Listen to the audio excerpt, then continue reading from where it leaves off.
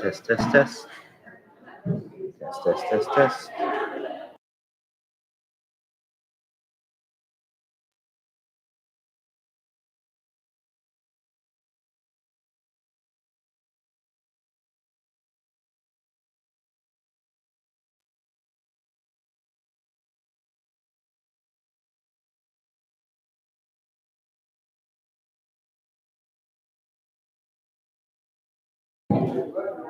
Test, test, test, test.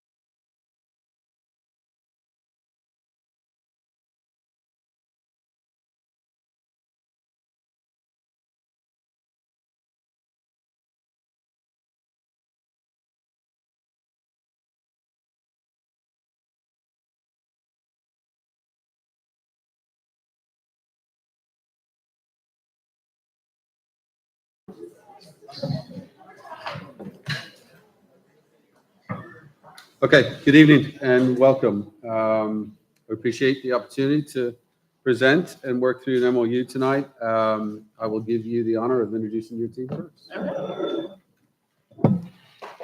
So I am Morgan Mousley, the Chief Negotiator of St. John's Education Association, and I also teach at Tockley Creek High School. Good evening, everybody. Sally Cunningham. I teach 5th grade at Hartley Elementary School. Take a look at it. Hello, I'm Heather Lawrence. I teach at Timberland Creek as a VPK teacher and treasurer of the Hi, I'm Kimay Silver. I'm a speech and language evaluator at 6 Queensland New York State. Hi, my name is Lisa O'Rourke. I am an ESC teacher at Forest Creek Elementary School. Tammy Whitaker from Board Education Association. June Lord. Just William. Hi, Nyla. Sorry, it's been a rough day.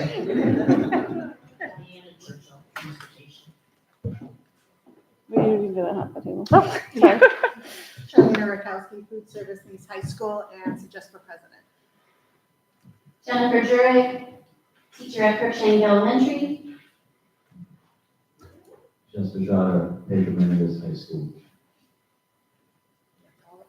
Oh, sorry.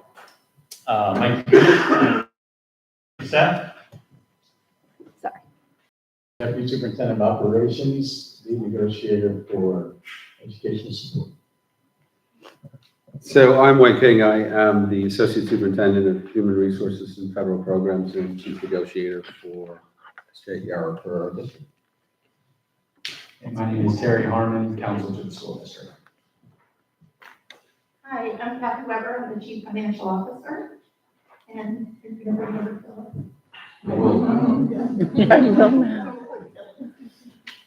Phyllis Olivers, Secretary of SJEA and SJEA,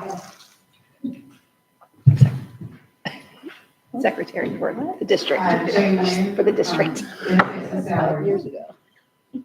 Partner in with Human Resources. Ryan Claire with Human Resources. Vice Principal Hartley. Cynthia Preston, Senior Director of Human Resources. Don Sapp, Curriculum Instruction of the district. Paul Kenobi, Associate Superintendent, Student Services. Savannah Hill, soon to be council. South Center for Education. Steve K. Bakers. Mike Baker, Food Nutrition Services.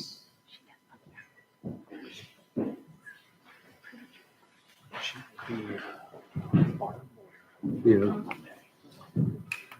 Opening comments? Huh? Do you have opening comments? We do not. Okay, so testing. All right, so what we, the premise or the goal tonight, so is to get both bargaining units, and we're doing a joint session in conjunction with our school district to agree on an MOU. And it's part of what we had discussed actually when we were leaving the negotiations last spring or early in the summer. And there's a couple of angles on that. One is this is unique territory, unique, journey for us in terms of we're going to work with the electorate to work to get a mill passed. So we want to make sure that as we leave tonight, we've got X number of days in order to be a joint group in selling our vision for this to the public, because ultimately the public has to vote on it. And then secondly, and I mentioned this to our group today, it's also, an incredible opportunity to be in a country that we're allowed to do this, and we have the opportunity to do this. So from our perspective today would be to look at what does that look like from salary and benefits. You or some of you will have seen the presentation that we have developed and that we're taking to really to schools and individual civic groups. And our goal would be that the vast majority of it, we kept saying vast majority line share, so we have a percentage to talk about that today, that would go to salaries and benefits for all employees. And that's the reason that we're all in here today. So the order of it to then, we do have Mr. DeGutis who will work through the PowerPoint. We would take some questions. We do have some sample the numbers in order to present as well. But I do want to go back to the premise is that we leave in agreement of how we proceed as a team. And the team will have your district with what has been reviewed by your board and your superintendent, and both of your teams, SJEA and SJEA, so that we work with the community and the electorate as to who we are, what's our vision for it, why is it important, and how does it take us where we need to go as a group. All of these things that we talked about and discussed over the course of 2 years, we have an opportunity to enact on that. So that's the excitement part of it, and I know there's a lot of people here, and I appreciate that. We have an opportunity to do some really, really good work here over the course of the next X number of, 50-odd days, then through the course of the spring, in order to get this in place for July 1st of 25. So with that, I will turn it over to Mr. DeGutis. Thank you. Can anybody hear me okay? Okay, perfect. Okay. Actually, can advance one more. Well, good afternoon, everybody, and thank you for being here. As you know, there's a lot of interest on the 2 referendums we have coming up on November 5th on our ballot. What we're going to do this afternoon, and this is the same presentation that we have given to PTOs and SACs and faculty meetings and any of our community type associations. And just last night, Dr. Aspen and I went to go see the St. John's Federation of Republican Women, which was actually overwhelming support, we thought, which was awesome. So we think that's great. But it's the same exact presentation. So we're going to talk about some school district accomplishments. Most everybody in this room knows what they are. And if you don't, hopefully you'll be enlightened a little bit. We're going to talk about our growth that we've had over the last several years here in St. Johns County and where we think that growth is going in the next 10 years or so. We're going to have a little bit of a primer, if you will, on school funding. School funding in the state of Florida is extremely complicated, very complex. For those of you who don't know me, I am a 30-plus year Florida K-12 finance professional. I've been doing this since I had a full head of hair. I started in Brevard County School District on January 21st, 1991. So I've been around for a little while. Then we're going to talk about the 2 referendums. The half-cent sales tax in very high level is a continuation of a half-cent we currently have on books. I've been collecting since January of 2016, and we're going to show you what we've done with that. We're going to show you what we told people we're going to do with it, and then we're going to show you what we did with it. And then we're going to talk a little bit about the school millage. That is a new property tax. The half penny is a continuation, no increase to the taxpayer, and then the 1 mil is a new property tax that people will have to absorb. We'll talk through that and work through how that impacts the taxpayer. All right, so first of all, our school district accolades. As you know, or maybe you don't know, since 2004, St. Johns County School District has been an A.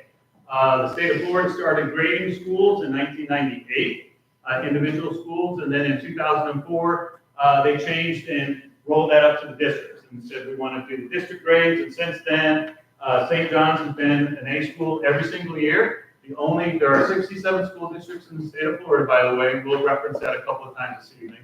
The only other school district that has been an A that entire time is Sarasota.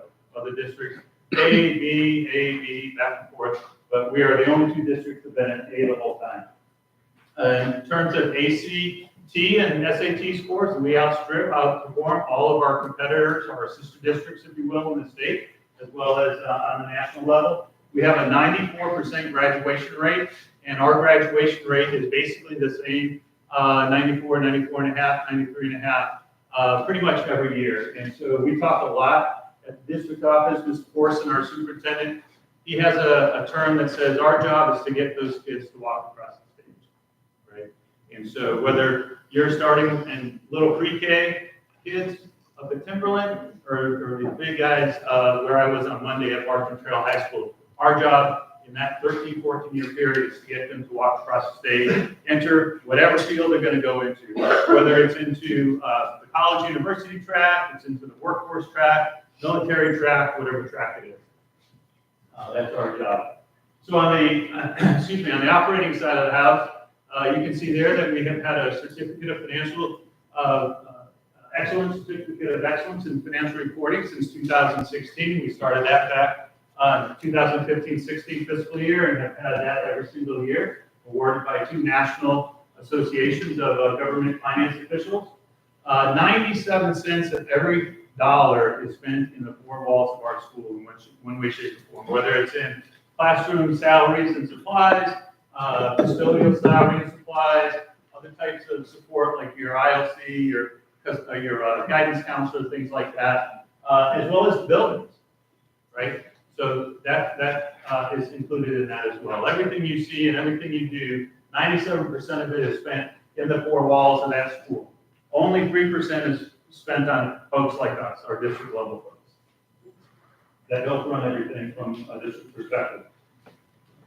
In 2008, we started a cost avoidance program for energy management, and we have avoided $77 million worth of costs over that time period. Now, that doesn't mean we have $77 million worth of cash sitting in the bank. Obviously, we lowered our energy costs, and everything we avoided there, we pumped into the schools on that 97 cents. 2 things that we're very proud of. We are one of the, in the state of Florida, this isn't just St. John's, but the state of Florida was one of the first, if not the first, state to return to face-to-face learning post-pandemic, right? We believe, and I know you believe as well, the best place for the students, or at least for most students, the vast majority of students, is in front of a real deal, certified, qualified teacher, right? And not online in some virtual format. That works for a lot of people, or for some people, but the vast majority of them are face-to-face. We got back to school very safely post-COVID here in St. John's. And then keeping our children safe. You're going to hear that a couple of times. Keeping kids safe and our employees safe is a number 1 priority, always has been a priority, always will be a priority. Higher priority than anything. You can't name one thing that we do in St. John's County School District that's more important than keeping kids safe. Not one, right? And we take that very seriously. All right, let's talk about growth. You can see there on your right, your left, hand side of that, with the residents in St. John's County, it literally has doubled in 18 years. We went from 160,000 and change residents in 2005 to 320,000 in 2023 last year. So that's double the amount of people that are living in St. John's. And all you got to do is go on 95, US 1, 210, 207 now, you name it, there's all, right? There's always traffic. And other things. In terms of students, back in 05, we had 23,273 students. Last year, we had 51,826, almost 52,000 students. I got to the district here in July of 11, and we had just over 30,000 students. This year, as of just a couple of days ago, we're almost 53,000, or a little over 52,000. And so that right there, from the 23 to the 51, is 123% increase in that period of time. That's a lot of kids to have to house in school buildings. All right, and so this is our primer, if you will, on school funding. On the left-hand side of that slide, we have basically 2 buckets. On the left-hand side is the capital outlay bucket, and what we're talking about this evening is the sales tax side of the house, right? Everything we've done in 2015, we had 4 major categories: new construction, security improvements, maintenance, and technology. And those were the 4 items that we tackled, and we'll look at those in detail. But those are all supported by a half-cent sales tax in 2015. On November 3rd, actually, 2015, we had a special election here in St. Johns County. And we went to the voters and we said, hey, these 4 things, growth, maintenance, security, and technology, we need extra dollars in order to help what we need to do for both our students and for our employees and for our building maintenance programs. And they approved that in 2015. And so it expires in December 31st, 25 to be exact.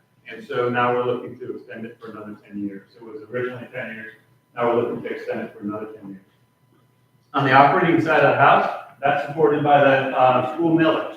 And our largest, by far, our largest expenditure for school expenditures is salary benefits, right? For all employees.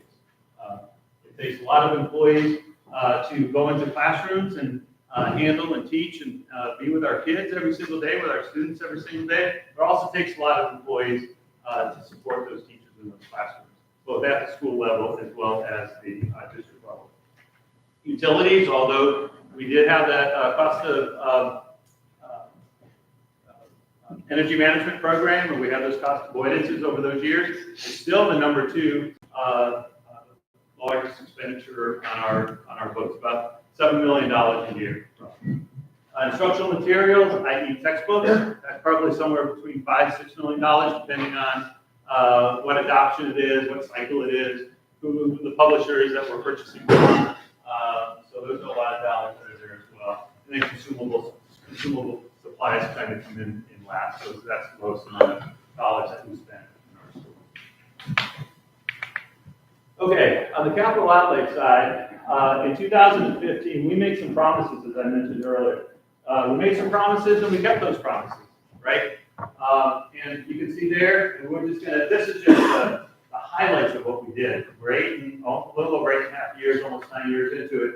On safety, we have the mobile panic alarm. Everybody in here that works in the school has a mobile panic alarm, right? The Centegix model. Our board back in a few years ago when we decided to go with Centegix, there were some cellular type programs that we were looking at. They were less expensive, but they weren't as viable, they weren't as responsive, and they weren't as effective. And we thought Centegix was the best plan, and that's what we've done, and it's worked a lot in our school districts. Not just from an emergency standpoint, but also from fights breaking out and things. Administrators have to chase things down in the schools, and so you do your 3-button click and you get your team on site. Single point of entry. So in 13-14 time period, we knew we had a security issue in our school districts, in the sense that we had multiple ingresses into our building, right? And so you could get, which is a weak position, quite frankly. And so when we started talking about this, we said the first thing we need to do is harden our facility. And the best way to harden a facility is one of the best ways to harden a facility. There are some other ways, much more expensive, was to go through a single point of entry improvement process. And so we had funnel all of our traffic into a single point of entry into our schools. And to this day, whether it's me or Dr. Asplin or Mr. Abatanozzi or Mr. Forson or a board member, we have to go in, we got to hit the AI phone button and then identify ourselves, who we are. And I'm like, no, you know who I am. And then in they come, or in we come, right? So we take that very seriously and it's very effective. On the growth side of the house, in the growth bucket, we built Piccolata Elementary School with those sales tax dollars. And then we also built Freedom Crossing Academy. Excuse me, we partially funded 2 K-8 schools, partially funded Valley Ridge Academy and Palm Valley Academy as well. On the maintenance bucket, in that 8.5 year period, Steve Cade and his crew did 13 roof replacements, right? And you may say, well, 13 roofs. Well, 13 roofs are very expensive, and they're very, it's not like re-roofing our home. It's a commercial building re-roofing project, right? These are big commercial industrial type buildings, sometimes with multiple buildings. You can see, I believe that's beachside. Yeah. Right? So you can see all those 5 different buildings in there, 5 different roofs. Not that we have beachside, obviously, since it's just open. But 30 years from now, when you do, that's going to be very expensive, and it's a very large project. And then we did some smaller projects. We did covered PPE areas. We did a couple of big locker room renovations. We did a locker room renovation at Barton Trail and another one down at Pedro Menendez, and some site improvements at all of our schools that needed it. And then on the technology side of the house, 12,000 computers in the last 8 years. We're on a 3-year refresh cycle. There's really two things that hit us on the computer side of the house. Number one, it's just technology. Technology is growing, it's advancing faster than we can pick up or keep up with it. So that's one issue. So we're always chasing that bird. And then the other bird we're always chasing in terms of technology is growth, right? We added 2,000 students this year. So if you add 2,000 students, you have to add more computers. So it's a constant increase of computers. And then we have 1,420 LED panels that we purchased with the sales tax money over the years, as well as Wi-Fi upgrades in all of our schools so that you can go in and you can have good solid Wi-Fi in all of our schools. So that's what we've done. Go back to the top. Promises made, promises kept. We take that very seriously. We stood in front of a lot, Dr. Asplin, myself, Mr. Forson, Dr. Joyner, all of cabinet folks. We went to a lot of different areas and community events and different and sundry community groups, and said, this is what we want to do. Basically, we said we're promising to do this, and now we're coming back to them and said, not only did we say we promised we were going to do it, we've done it, and we still need to do more, which is the next slide. So the same 4 issues we had in 2015 are still with us today, right? Growth continues. These numbers, if you don't really can get a magnitude of the scope of these are huge numbers. We are still the fastest growing county in the state of Florida. We're projecting 13,000 to add 13,600 students in the next 10 years. Out of those 67 school districts in the state of Florida, 33 of them, if you add their total population, doesn't come to 13,600. So we're going to grow, so said another way, in the next 10 years, we're going to grow the value of 33 school districts that are in existence today, okay? Also, today, we have 13,000 students housed in 600 portables around the county. Right? So when you do that math, 13,000 students stuck into 600 portables around the county, based on a 750 student station elementary school, that's 16 elementary schools worth of children in relocating. Okay? And we do build a school, on average, we build a school a year. I've been here 13 years, and we've built 12 schools and did multiple additions at others, and converted one from an elementary to A. So we're doing it every single year. Keeping children safe continues to be the #1 priority, without a doubt. I said it was, it is, and it will always be our #1 priority, regardless of any other situation that we have. It is our #1 priority. We have to maintain and replace critical systems and upgrade those critical systems as we go through time.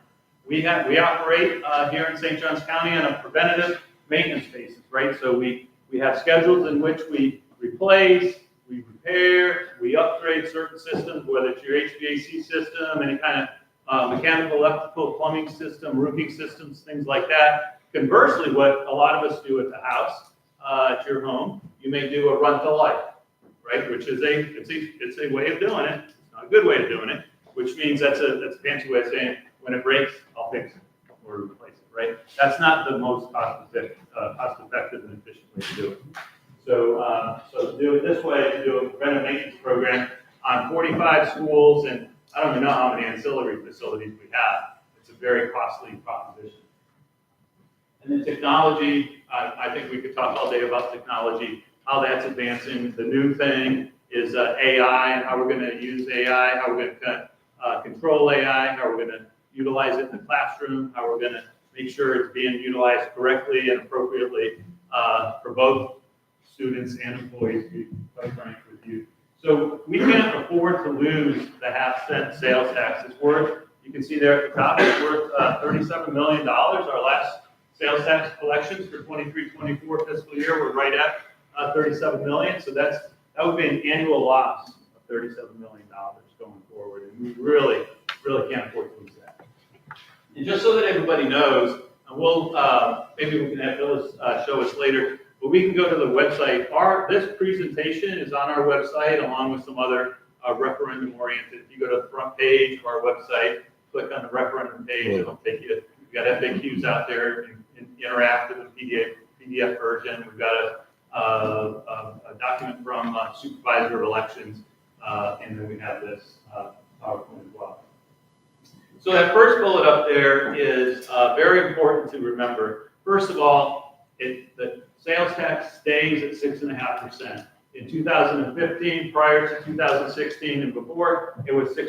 That's what the state sales tax is, and this is a half cent added on to that. And so it's not sales, it's not a tax increase to anybody in St. Johns County. And it will remain the lowest sales tax in Northeast Florida. Between Nassau, Duval, Putnam, Clay, and Flagler, we have the lowest sales tax. They're either in any of those other districts is either 7% or 7.5%. 38% or up to 38% of that collection is by visitors.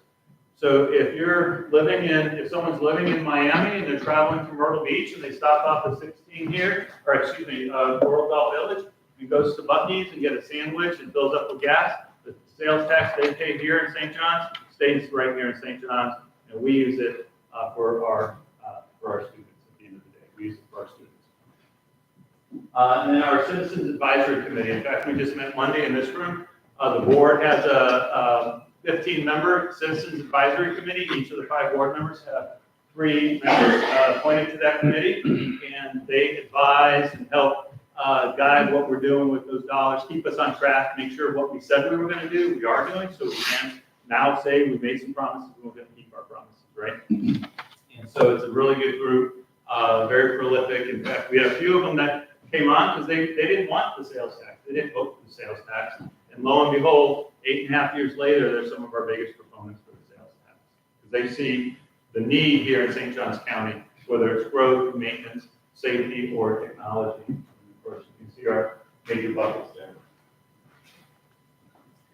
Okay, so this is our transition slide. Grab the water here. And you can see, again, on the left-hand side, that's our capital outlay budget, supported by the half cent. And many of you have that little sticker. That's the teal sticker. We have a teal version, a dark blue version, and I think there's a white version. Okay. All right, so now we're going to flip gears and we're going to talk about the other ballot. And so you can see there at the top, 2 votes, 1 decision, because that's what it is. It's 1 decision for our students, but it's 2 different votes. Remaining or continuing the current sales tax and instituting a property tax, mainly for employee compensation. That we're going to talk about now. But all of this, and it's interesting, we talk on this side of the house about assets and buildings and equipment and software and that kind of stuff. And on that side of the house, we're not going to talk about the goals and what we can do with that money, but really all of it, every single one of it, or both of them, I should say, every single bit of information we're giving you is about our students, right? At the end of the day, it's ultimately about the students, because at the end of the day, I'm assuming everybody's an employee here. At the end of the day, everybody in this room, everybody in this auditorium is here for the students, even including our deputy over there, because he's a YRD at one of our schools, right? Thank you for your service for that. Okay. Okay, so as you know, and I don't know that anybody is surprised about this, we have had some operating challenges over the last several years. Our required local effort has been cut by the state every year for the last 10 years, since about 2015. It's reduced to about 1.93 mils. And so really all we're asking to do is levy on the taxpayers one of those mills to get it back so we get some dollars into our pockets. We have a responsibility to do that. We are the largest employer in St. Johns County. We have over 6,400 employees in our school district. And the next three largest employers are St. Johns County, UF Flagler, and Northrop Grumman. And when you add the second, third, and fourth highest employers, or largest employers in the county, they don't even come up to 6,000 employees. So we have more employees than the next three largest employers. So we've got a responsibility to fix what we're going to talk about in a minute on the right-hand side of that slide. St. John's has a higher cost of living of any of those others we talked about: Duval, Nassau, Clay, Putnam, Flagler. Right? I don't think I see a lot of people saying, "No, yeah, I get it," and we do. It's cost of living here, cost of housing for the most part is just really out of control. To be quite honest with you, we have historic vacancy levels in some positions in our school district. Really, as we sit here today, I think from an instructional standpoint, we're in pretty good shape. No different than maybe we've been in other years at this time of the school year. But we still have, and Dr. Asplin and Mr. Pantano can correct me if I'm wrong, but as we sit here today, we are still 59 bus drivers short of what we need. Right? So we have 300 buses, we have 250 routes, and there's this disconnect in there. And not all those bus drivers come every day because they're ill, they get sick, their kids get sick. So there's 8, 9, 10%, maybe even more absentee rate. So it's very, very difficult. So when we do that, what do we have to do? We have to do double runs and sometimes triple runs at your schools, right? And those kids are late to your classroom or to your appointments or whatever it is. So we got to figure out a way to eradicate that. And our neighbors, Clay, Duval, and Nassau, all have passed a full 1 mill. Right? So we're behind the curve from a funding standpoint. And we're also behind the curve from an average teacher salary standpoint. Now, averages are averages. The math folks in here would be like me and say, well, averages go up and down depending on the amount of salary, the age of the employee, this, that, and the other. But on this analysis, Putnam, Duval, and Flagler all have a higher average salary. And this is just salary. This does not include benefits. This is just salary, 10-month salary, or salary for a 10-month teacher.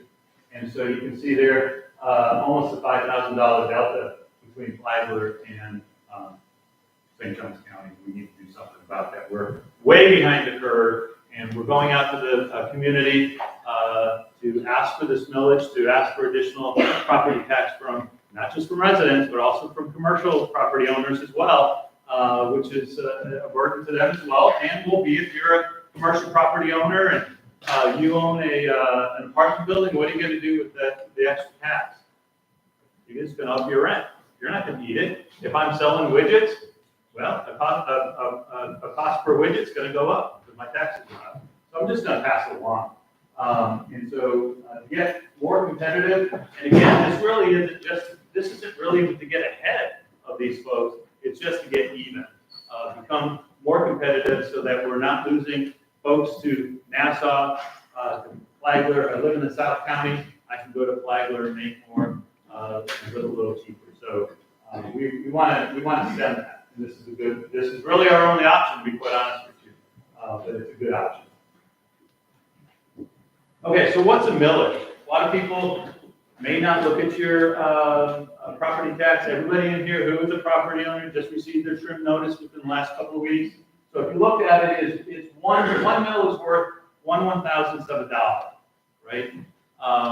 And so we called Eddie Creamer's office. Eddie's Mr. Creamer is the property appraiser here in St. Johns County. The average taxable value of a home in St. Johns is $360,000. So you just divide, and that's the taxable value. It's not market value. It's not just value. It's surely not what it's going to be on Zillow, right?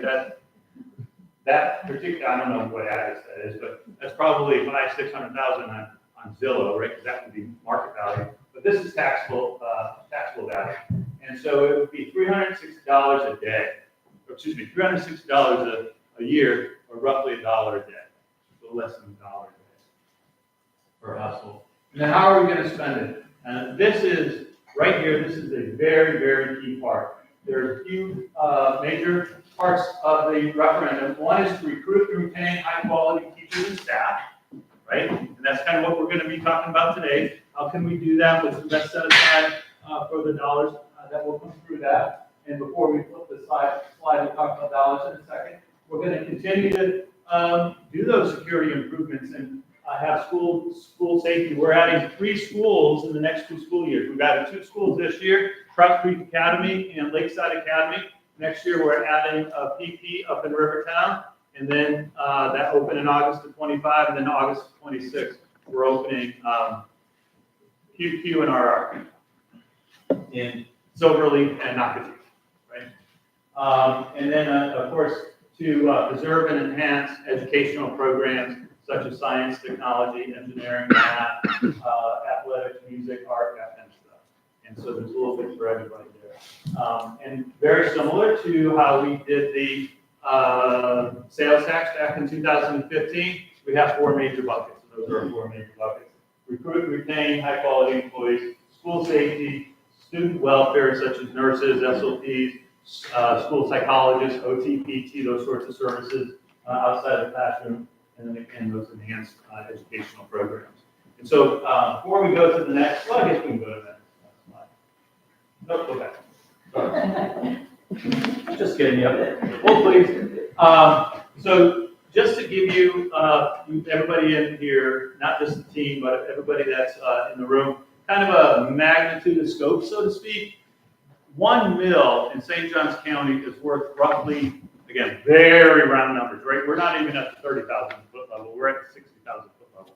No pun intended. It's roughly $60 million. Okay, 58.6, but we'll round up to 60 by the time we get there in 25, 26. And again, this starts in 25, 26. We'll talk about that in a second. But $60 million. A couple $1 million of that has to get peeled off for charter schools. That's by state law. We have to do that. So that leaves you at $58 million. If you took 85% of that, that's roughly $50 million. And then the other 15% will go to those school safety enhanced programs and student welfare. So if you put 85% into recruit and retain, that's $50 million to put on the table for all of our employees, right? Teachers, bus operators, bus attendants, maintenance folks, computer operators, secretaries, you name it. The only people that are in upstate, this is a good point, a very important point I think people need to understand. The folks that are not eligible for this, first of all, are board members. By law, they're not eligible for this. They're paid by under state statute.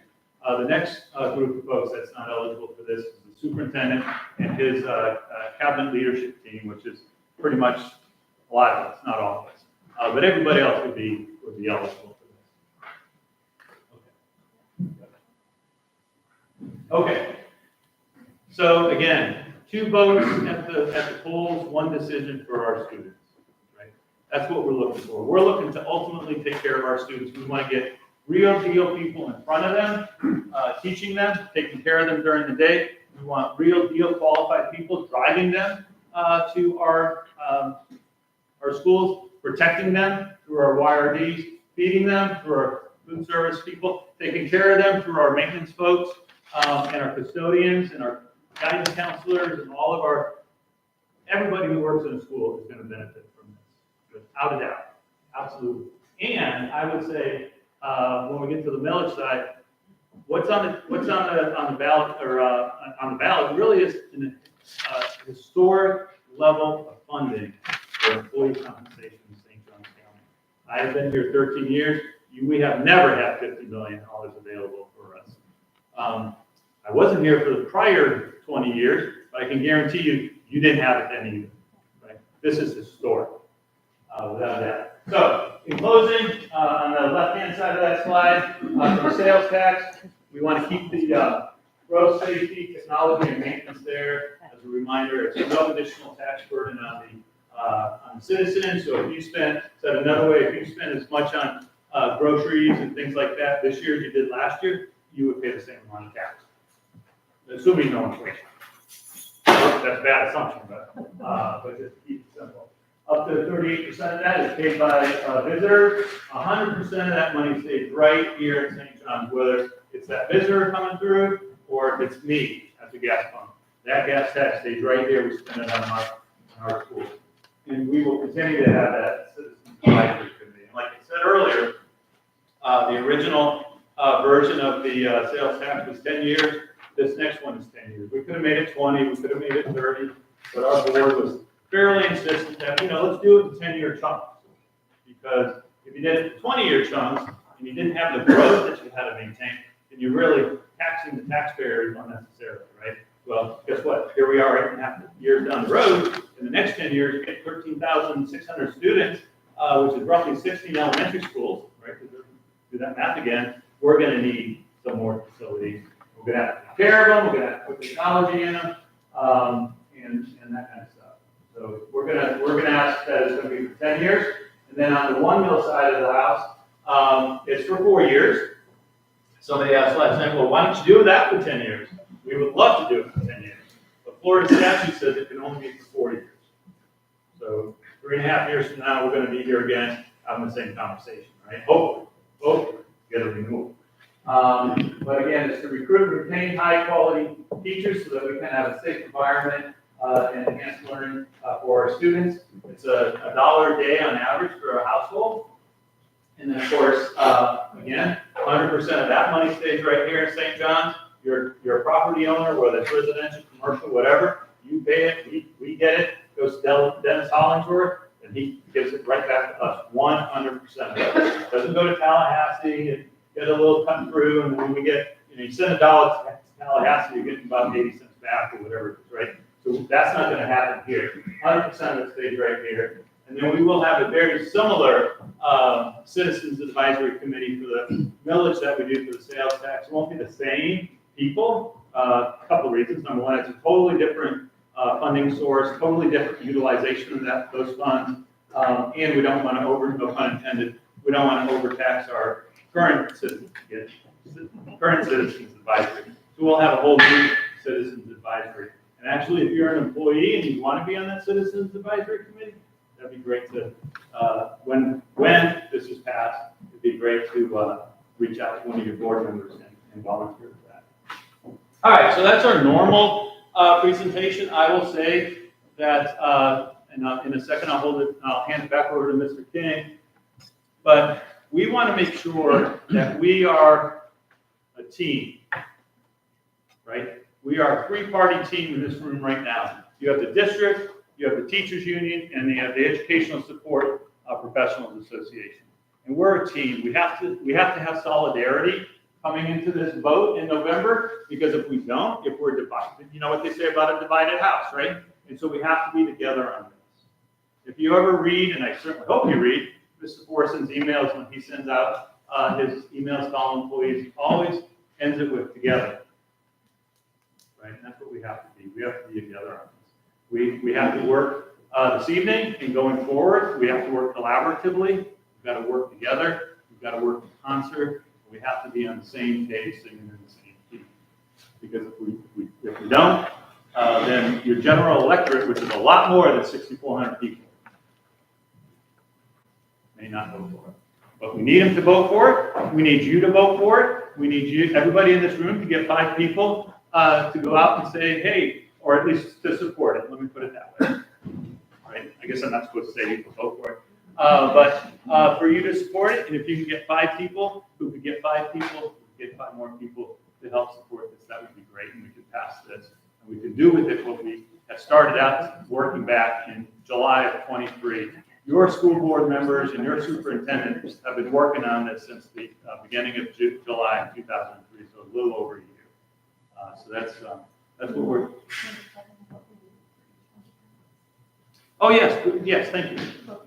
Remind me, I want to say something. So just so everybody knows, is Logan not here? So we have roughly, again, round numbers, we've got about 250,000 voters in St. Johns County in a hotly contested presidential race like this. It's going to be probably 85% or more attendance, at the poll, and so we need those people on our side. And so they've done some calculations. We need a little over 100,000 votes for kids, for students, right? And the way that vote goes down is we need, unlike your amendments, right? There are 6 amendments out there. All those amendments need 60%. These referendums only need 50% plus 1 voter. not 50% plus 1% more, 50% plus one vote, right, to pass. And so we are out there working it very hard. Everybody you see here on this side of the table, for the most part, has done several presentations for different and sundry groups, faculties, and like I said earlier, SACs and PTOs and those sorts of folks, community organizations. We're going next week, I think, to the Democrat Association. The week after that, we're going to go, I think the second week of October, we're going to go talk to the Republican Executive Committee, I believe, that they're working on, trying to get that scheduled. So we'll go to anybody and everybody. And by the way, if this is of interest to you and you want either me or Dr. Asplin or somebody else to come to your group, it doesn't matter if you have a church on a Sunday morning that has 1,250 people in it, or if you've got a book group of 5 on a Tuesday night, we'll be there. We'll do this presentation. Okay? This is too important not to be together on. Way too important not to be together on. Okay? Excuse me. Okay. Can you go to the website? Well, Jennifer's That's got what it. I was going to ask, because Kathy did a great job of showing everyone at my school today how to access that request, and I think that that's huge. That's what she's trying to get. We take up every single night of your week with these presentations. That would That would be a good problem to have. It's a good problem to have. Okay, so if you go to this. I've been requisitioned by somebody on your team, and they One more here. It's Kate up, has up, public- up, Kate up, pub- up, up, Kate up, has a public and then go record. to 4, number 4. Oh, yeah, I mean, There's multiple. chat on the top of your head. So this is our Give me a referendum pad, page. give me a piece of paper. There's the presentation, so I can send it. you can, I can send you on the same page. email the link to it, you can print it, you can do whatever you want with it, public information. Let's go back up. The bargaining. Yeah, okay, so, we have requested presentation, so if you click there, this is gonna come up. We don't know what picture that is, by the way, that's definitely not Florida. No. It's definitely not our work. And then you just fill out these fields, and you hit enter, and that, and you'll be able to go to Miriam Testaseca, she's our event planner, so to speak, and she'll get you on the schedule, and then every Friday morning, we sit at cabinet, and we go through that, make sure that every single one of those that are coming up in the next couple of weeks are covered by somebody, if not 2 people. And then go to the FAQ, and download it. Okay, so this is a 2 version, just click on any one of those. So, yeah, how many school districts have those? So those are the school districts that have the current operating millage. So this is kind of interactive, but if you wanted to print this and put it in your folder, you can, you can just do a printable version of that. You can print that out. You can save it to your desktop, whatever you want to do. Send it to your phone, what have you. And it's all the same stuff. And then there's the ballot language is out there. And so what Vicki Oakes, our supervisor of elections, did, she sent us this, and you can go to her link below. This has all the amendments, all 6 of the amendments as well. And then back at the very end are the 2 referenda, still struggling with that. And then, just so that you know, you can also go out on her site. This is just as of yesterday afternoon, she called us and said that you can go to her site, go to check your status, make sure you're registered. If you're not registered, we can get you a registration card as well, and the deadline for registration is October 7th. So if you're not registered, please get registered, because you can't vote one way or the other without it. And then when you go out there, the ballot is, I didn't know you could do this, but it's physically 2 sheets of paper, both sides, and we are all the way on the back side of the second page, all the way at the bottom, right?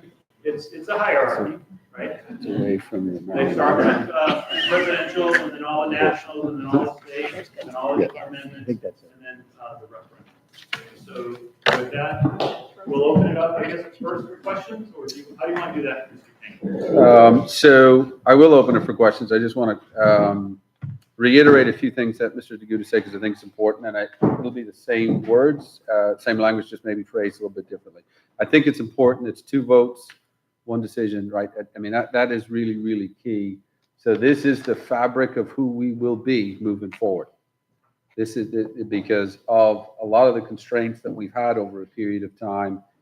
So if you go back to COVID and how much we've pivoted and changed since COVID, well, that's the volume of change that we will continue to happen over the next 4 years. Mr. DeGutis mentioned A-rated district. So who are we? We're an A-rated district for the last, since it was rated in 2004. There is only one other district in the state of Florida that has that ranking as well, and that would be Sarasota. And so, again, we're competing against people who have different levels of funding, and we want to get to a parallel with that funding source. So the amount of work that from a teacher and all the support staff that would earn an A rated for 20 years is phenomenal. So this gives us an opportunity to protect that from a salary perspective too, which we may not have had in the past. And I think that's vital, and that's important. And if you remember, as a teacher, you've been through 3 different levels of testing, or 3 different versions of testing in that period of time. So I think that's really, really key in terms of how much this can affect where we are. In terms of the Citizen Advisory Board, that goes to trust. So we did that with the half-cent sales tax. So there's a transparency with what we're going to produce today, and a way to support an accountability level of the funding. So I think that's also key. And if you look at where we've been, because the ESSER funds, or the COVID funds, ESSER funds, have now declined, but we were really transparent and aligned that body of work to where it was supposed to go, which was to students who needed that extra support because of being on digital learning. And we managed that well, that we didn't have historic levels of teachers not having positions as that money has ended, which we've seen in other places. So we do have a history of saying we understand the importance of it, we understand how it's accountable, and where it can take us over the next 4 years. So as I said at the onset, it's who do we want to be? Mr. DeGutis mentioned AI and preparing our students for that level of a world that they will enter in the near future. So that's why I think this work is important. But if you're going back to look at past practice, we've managed ESSER very, very well in protecting instructors and gaps, and differentiated pay that aligns to that as well. So this would be a continuation of that at a grander level. So with that being said, I'm going to open up for questions. No, I just have one question before we do that too. Who normally is on the advisory committee? Has SJEA or SJEA, are they just come to the meetings? Or are they a part of the advisory committee? I felt like Michelle was a part of it at one point. Michelle was part of it, yeah. And Kate is on it. Okay. Ex officio. I think they have an Ex officio. Okay. Don't quote me on Okay. that. Okay. But yes, and Michelle was she was at almost every meeting. I know Kate wasn't there Monday because she was out of town. Yes. But I'm sure Kate was at the one before that. Okay. Yeah. And we will have a very similar meeting or committee as well. I think I mentioned that. Okay, so the MOU that I'm passing, that you'll have an opportunity to review there, firstly speaks to three bullets, and they were incorporated to a certain degree in Mr. DeGutis' presentation, and will also be presented on the ballot. So this is the agreement, he mentioned it, between your district and both the SJEA and SJEA. And it would be to recruit and retain high-quality teachers and staff by paying competitive compensation as compared to surrounding school districts. Say, 2, continue to invest in school safety and student welfare, including nurses and special education. And 3, preserve and enhance educational programs, including science, technology, art, music, and athletics. So again, as we leave and work with the electorate, this is what we would talk about. These are the bullets that they will see. So we would have to abide by it. So just as an important factor, it would begin starting July 1st, 2025. And then in the event of the referendum should pass, it's understood that parties that 85%, and Mr. DeGutis mentioned this number, 85% of the proceeds, minus what would go to charter schools, for each year of the referendum would be allocated to category 1. I'll go back to category 1. Recruit and retain high-quality teachers and staff by paying competitive compensation. 85% of it would go to the recruitment and retention by paying staff. Then those aforementioned funds will be negotiated in the form of a FRS eligible supplement. So it does go to one's retirement, which I think is really, really key. And then this revenue is only for a 4-year period. The other vote would be for 10 years. And then we commit to bargaining sessions on those dates, 13th and 20th respectively, for further negotiations or on mutually agreed upon dates. So we don't want to get ahead of the vote. We want to get ahead of what percentage would get to recruit and retain high quality teachers, but we do not have the vote yet. We do not have the money yet. Again, all revenue and expenditure categories mentioned will be ultimately benefit the students directly and the benefit of the community globally. So that goes back to developing and making sure as we leave that we know who we are, we know what we communicate to the public, and ultimately that we're preparing students. The MOU is valid if the referendum is passed. The general election is set of Johns County, November 5th, 2024. Okay. So numbers 2 and 3, continuing to invest in school safety and student welfare, including school nurses and special education, and preserve and enhance educational programs, including science, technology, art, music, and athletics. That's paid for through the other 15%, correct?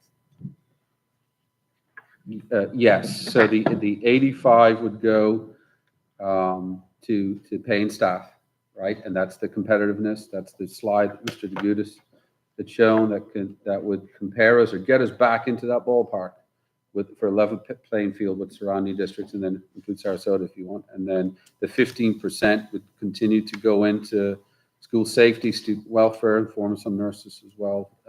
As mentioned, special education, which continues to grow and expand. And then the STEM work with athletics. Correct.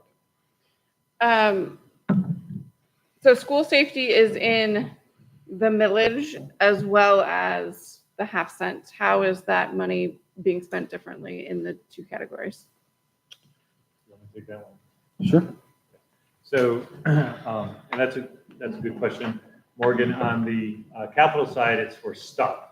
So it's for additional hardening of facilities, additions of some TJICs, those sorts of things. So when we built Trout Creek and Lakeside, we had to use capital outlay dollars to install all of the thingamabobs that we use for, that's a technical term, for some TJICs. Any other hardening that we would do at an older school. As you know, a lot of our schools are older, and they didn't come with the infrastructure necessary. So we are continually either adding to them, repairing them, replacing them as we go through time. So that's what's on that side of the house. And then for safety, school security, as you know, we are way underfunded on YRDs in our schools. And so we have added a number of them. We added 2 this year, plus some additional administrative with the sheriff's office. And then we're adding PP next year and QQ and RR in August of 26. So we know those, just so that everybody knows, the cost of a YRD is it's almost double what it was 10 years ago. Okay. So that's what the millage would be. Okay. And then can you define special education, like who in the special education realm would it be reinstating the gifted itinerants? Like what is it that we're specifically talking about with special education? So again, it's a good question, and we haven't got that far because again, we don't have the money yet. But what we would do is look to fill some gaps that will have appeared through ESSER dollars got away. So in particular, as new students come in, we're adapting and adjusting to IEP and IEP goals. So it's trying to continue to meet that need. We did that through the federal funding and through interventionists, et cetera. So it'd be continuing to do that. I think if we do get the money, we would look at other options too, but it would be particularly to look at adjusting or adapting to IEP goals. Okay, so these are positions that may have been cut or don't exist yet to get to those IEP goals. That, Not Go ahead. necessarily, because, can I speak? So I think as most of our employees that work in our schools know, the needs of our students are abundant. And we're seeing more need for one-on-one more than ever. And unfortunately, we budget for what we think we're going to need. And we are already above the number of staff that we thought we would need to assign one-on-ones. We're doing the right thing. We do the right thing for students. But I think when we talk about special education as well, we need to consider not only reinstating, but also continuing to support the needs of our kids through additional one-on-ones, if that's in the IEP, or other services that may come along. We have some students, unfortunately, that require a nurse, a one-on-one nurse. So I think part of the issue is there probably are things that we haven't even thought of yet that are also going to arise. So it's difficult to say it's definitely for this. Obviously, once it's passed, we'll make sure we have the plan. It's got to be black and white because that Citizens Advisory Committee, I know if they're anything like I said, the Sales Tax Committee, they are on it. And they want to know every single thing. And we want to be transparent, but I think it would not be the right thing to say it's not going to be for kind of something current that we're doing because it's just expanded. So adding additional pairs that's what you're speaking. Correct. Okay. Well, yeah, that's what I was essentially saying. Okay. And then where are the youth resource officers' salaries currently coming from? The half-cent sales tax? No, No. from general revenue. Okay.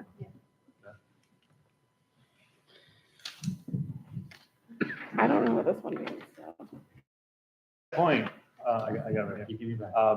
Morgan, to that point, every time we have a deputy, that's less money we can spend on classrooms. Right. Right. So just Yeah. make sure everybody understands that. And having a deputy in every school is a choice our board made rather than having guardians and things like Right. that. Again, just like we want a real deal teacher in front of all of our children, we want a real deal law enforcement in front of our children as well.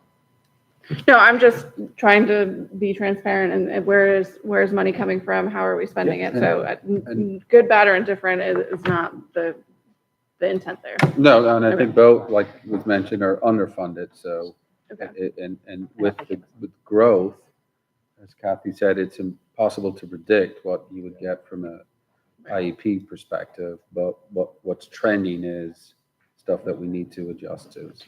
So out of that 15%, roughly how much of that it would be going into payroll for extra positions that we need? I know this is very rough numbers, but I'm just trying to gauge.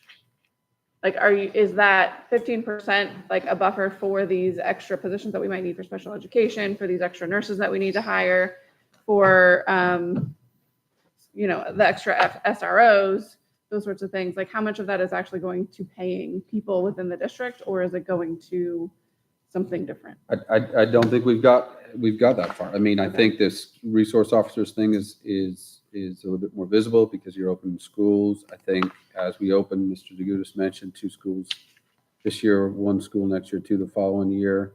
You'll see the special education needs and stuff come in. I think to Kathy's point, that's part of the after the millage comes in, then we sit down and work through it. Can you tell me what athletics, art, music, athletics? I'm just curious in general. What would that? Yeah, what Question is, what does is it mean to? Well, I know what it preserve is, but are we going to add 10 more football teams and American football. yes, American football. Wait, you want to take that one? So I'll start with that one, and Kathy can probably fill in as well. As you know, we have special art and music programs around the district at select schools. And so what we could do, what we're thinking about doing is adding additional, not just to those schools, but to all of the other schools. We would add STEM programs to all of our middle schools that don't currently have one. that sort of stuff. I mean, and we're talking probably, again, round numbers, maybe $30,000, $40,000, $50,000 allocation a year. And I'm pretty sure a principal at a K-8 school could do a lot. Or a principal at an elementary school, or a principal at a middle school could do a lot with $30,000, $40,000, $50,000 additional dollars to spend on their programs, whether it's art, music, athletics, STEM, you name it. It's more money available for our students that we don't have currently. I still don't understand what athletics is. Okay, you're right. Oh, okay, yeah, I'm sorry.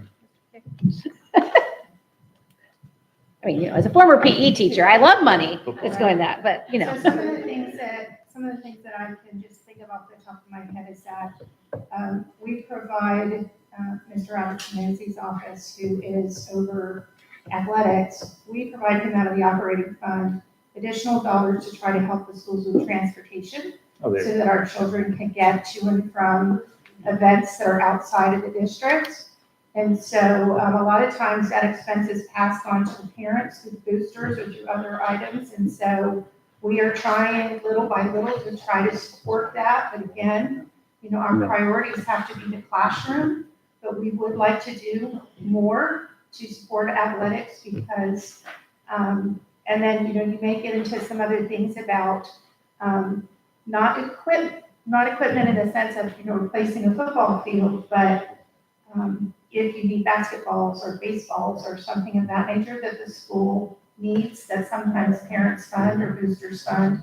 So it's taking some of the pressure off of the money that parents are having to pay for. And it's also making sure that our kids are getting to where they need to go so that they can participate. Because we all know that not only is education, but also, children participating in some type of a club athletics is also beneficial, and so we want to make sure that we support that as well. And then also for people who you speak to that don't have children, some of them still like to come and see the plays that are going on at St. Augustine High School and our other local schools, as well as some of the athletic events. And so we want to continue that and make sure that our taxpayers also get the benefit of something really great. Okay. That explains.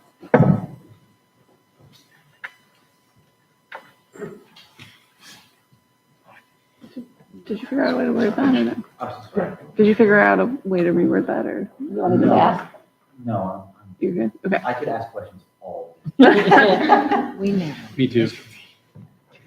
So, other questions? I think, So what Mr., and I'm going to pass the microphone back to Mr. DeGudis, but what does that 85% look like in terms of a dollar figure, and what's your numbers in each of those units? Because I think that will help with your conversation.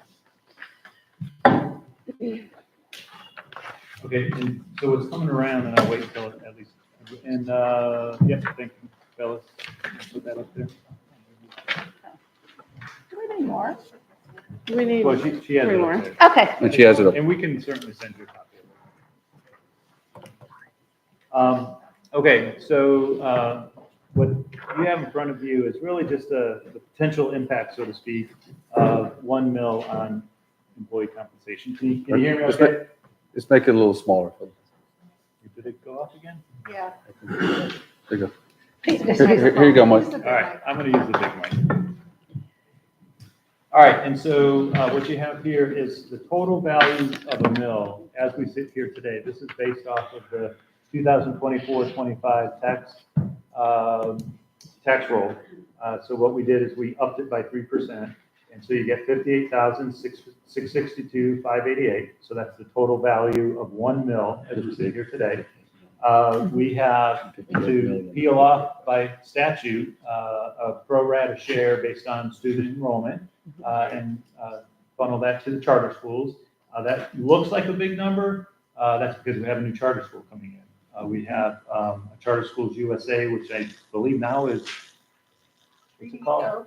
Treaty Oaks Academy, I think it is. And so between our current 3 plus that, coming in, their pro rata share together would be 1.8 million for those 3 schools. So that leaves net available for distribution of $56,803. 56 million. 56 million, excuse me, $803. And then 85% of that is $48,282,000. And as you know, as we did with the TSIA, and some other Best and Brightest and some things like that, we have to pay our FRS and FICA out of that because that's so that leaves just short of $40 million, $39,811.92 available for salaries and compensation to be put on the table. And then if you were, this is again, you can upper right-hand corner, it says working papers for discussion only. This is not an offer. This is not a solicitation. This is nothing but just data based on the last time we looked at this. We had 6,051 employees in those three major, or in those three employee groups. Roughly 57% of our employees are in the SJEA, and so that value would be 22 million, 600, I told you this is historic, right? 22,645,000. For SJEA, it'd be roughly 12,145,000, and for AMC, it would be just over $5 million. So that's a lot of money that we are asking the taxpayers to funnel into the St. Johns County Public School system for compensation for our employees. Hardworking men and women all throughout this county, north, south, east, west. Just for those who may not know, can you just tell what AMC is? Administrative, managerial, and confidential. Yes, thank you. Alphabet soup. And Mr. DeGuzis, then you calculated, was it 3% increase year over year in the right hand? The top right. Yeah, so what you look there is, you can see, and again, we're just estimating a very conservative 3%. So in the fourth year, this would grow to $64,102,000. So we're talking about over the next 4 years, revenue outside of the Florida Education Finance Program, Tallahassee, coming into St. Johns County of just over $245 million. That's a lot of money that every person in the school district, with the exception of the superintendent and cabinet, would have available for salary enhancements.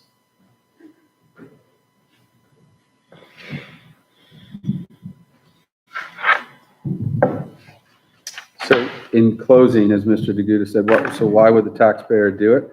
They would do it, we would do it, because I'm a taxpayer, we would do it because of your capacity and your ability to connect with kids, from the teacher all the way down to every support person. That's why they would do it, and as evidenced by 20 years of an A rating.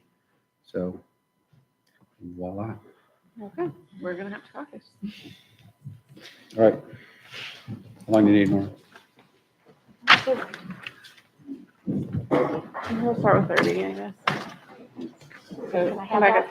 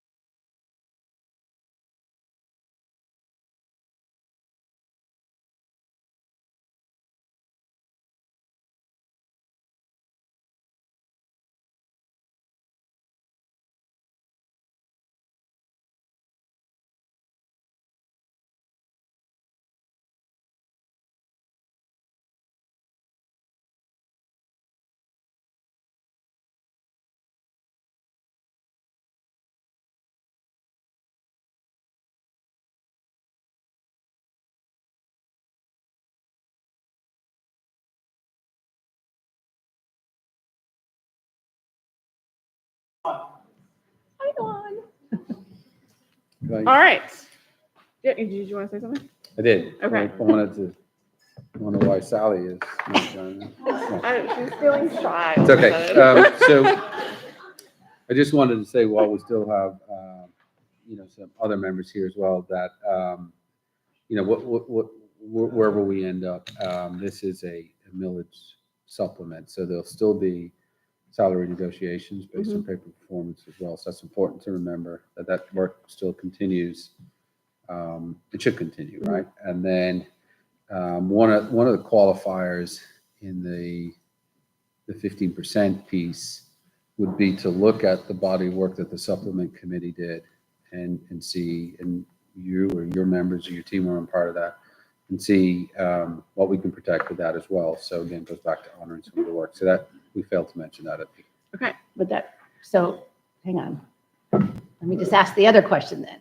So with the work that the supplement committee did for the teacher side, would that also potentially reflect some of the ideas that were developed in the salary matrix committee as well? Maybe not be able to do everything, but there was other ideas that could be. Yes. In short, yes. Yes. I could not say it with that tone. That's why I get Yes. Okay, I gotta All make right. sure we're all in the same. Well, Field. and that's great, because I was thinking 3 would kind of fall into helping with some of those supplements for the arts and all the different activities that we have going on, and those people are pouring into our students as well and getting pennies on the dollar for their time. So I think teachers will be happy to hear that as well.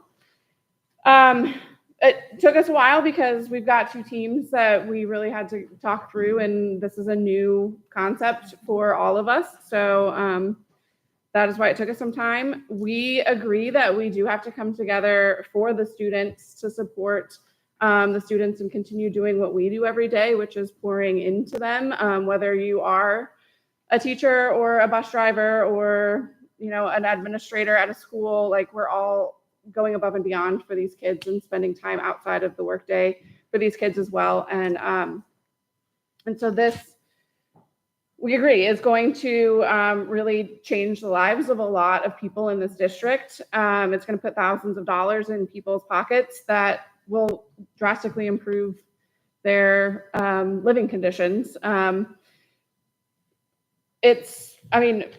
To put it into perspective for people, like, normally support staff get around $1.2 million to work with in a salary increase. Now we're getting to work with potentially $12 million.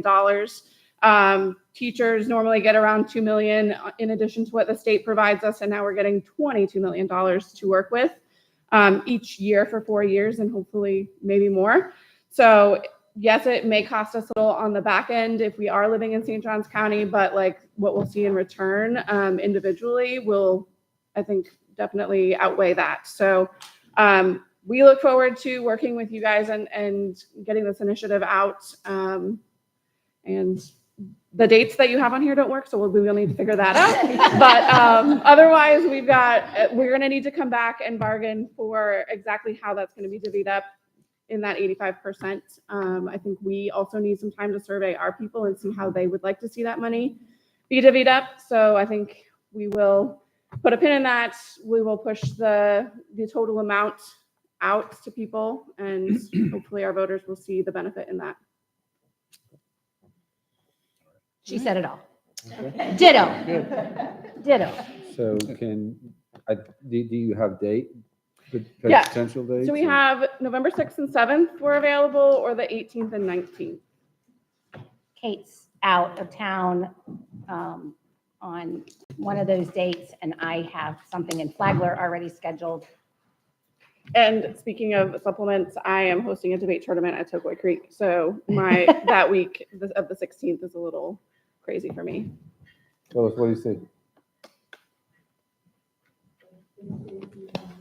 We got 6th, 7th, 18th, 19th. 18 and 19. 6 and 7 might be a bit soon. 18th and 19th. 18, 19, Phyllis? Yep.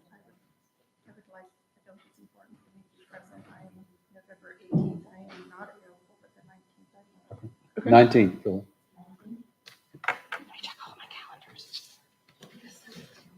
And if we have to stagger the sessions, if the 19th is, you know what I mean, do one session earlier, we can do that too. Okay, and The remember, 19th is perfect, on a Tuesday, it'll have to be 5:30 for me to be able to get here. and then we may have. 19th, Phyllis? 5:30? SJEA or Suggestive? Both. We're going to do it together. You want to explain why you think? So, You want to explain why we're doing it together? because we have to decide how that 85% is getting divvied up. And so that's going to require SJESPA and the SJEA to be together because they are deciding those numbers. And then from there, then SJEA will decide, okay, of this percentage, this is how we'd like to see it divvied up. And SJESPA will then say from this percentage, this is how we would like to see it divvied up. I think both things could potentially happen in one night. I think we could get it done. Yeah. And I think we've handled the issues that like you and I had possibly talked about. So we're not concerned about it. Because we'll have some time to really prepare as well and think about what percentages we're looking at. So it's not like we're just going to be looking at this for the first time on the 19th. We'll have some ideas coming on the 19th. 19th, 5:30? Okay. And if can I say something? Yeah.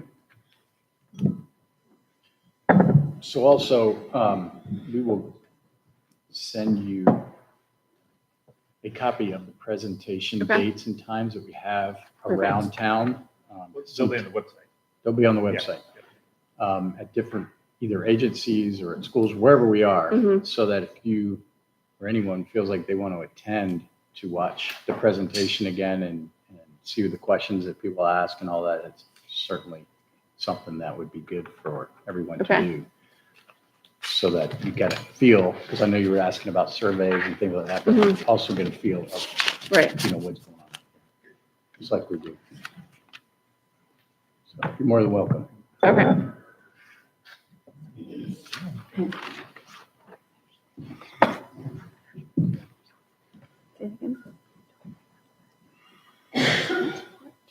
No. All right. So we can change this then? Does she want to print out new ones? Or just leave it as it is? Or, yeah, just because we did put in there mutually agreed A upon mutual dates. agreement, yeah. So Okay.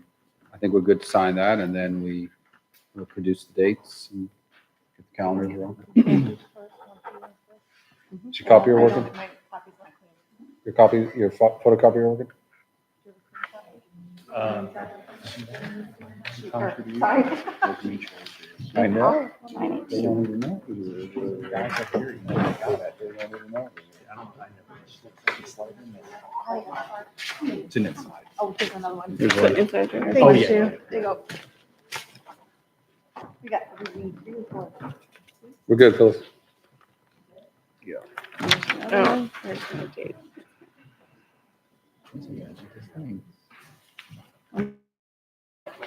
Oh, that's right.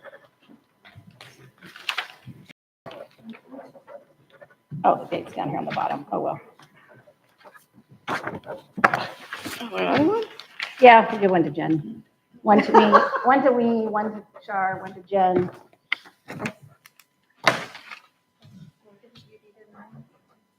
I think we're good.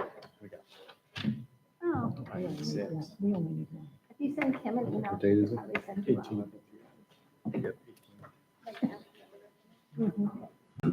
Well, I mean, it'll be a copy. I can dig it, sign. Because I mean, because I have the originals. I don't know if we got the two extra ones, right? to get a copy. Well, I don't read them. Correct.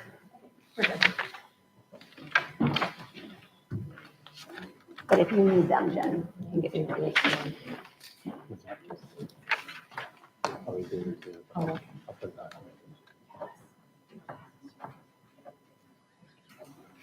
Is she looking for him?